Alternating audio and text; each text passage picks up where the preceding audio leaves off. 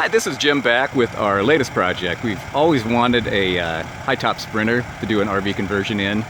We purchased this 2011 Freightliner high-top Sprinter. Actually got it in Chicago, drove it back to Kansas City. It's got the 3-liter V6 diesel engine.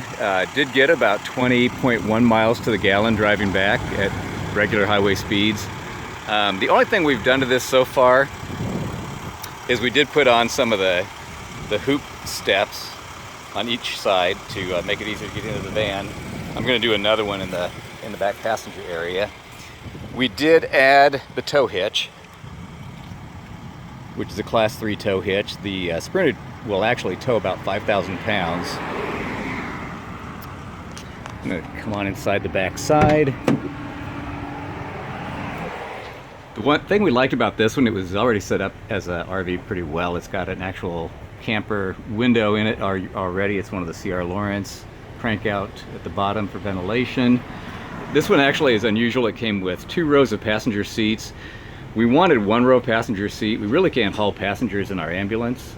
This one will give us a chance to haul at least my wife and I up front, and grandkids, our daughter, son-in-law in back. We only wanted the 1 row seats, so we've already taken 1 set out and sold that. That's why you see the indentations in the background. We're going to put a couple floor chocks in for our scooters like we did on our last one. On the left side, we're going to have another, kind of like our bed we did on the ambulance, the aluminum frame, fold down to a couch, slide out to a bed. It's primarily going to be stowed against the wall for hauling things, and then when we get to our campsite, we can take the scooters out, drop it down to a couch, and then make it into a bed at night. Now on the right side, we're going to do our kitchenette.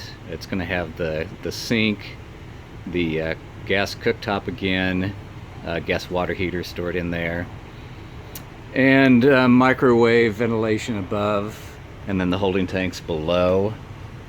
We're planning on taking this camping next week, so by tomorrow I actually plan on hoping to I want to get a new stereo installed with a backup camera.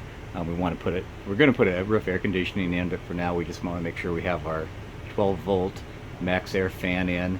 So I'm hoping to get that in. Today's Thursday, I work the weekend. I'm hoping to get that in tomorrow, and then Monday we can take it camping. We'll see how this goes. Thank you.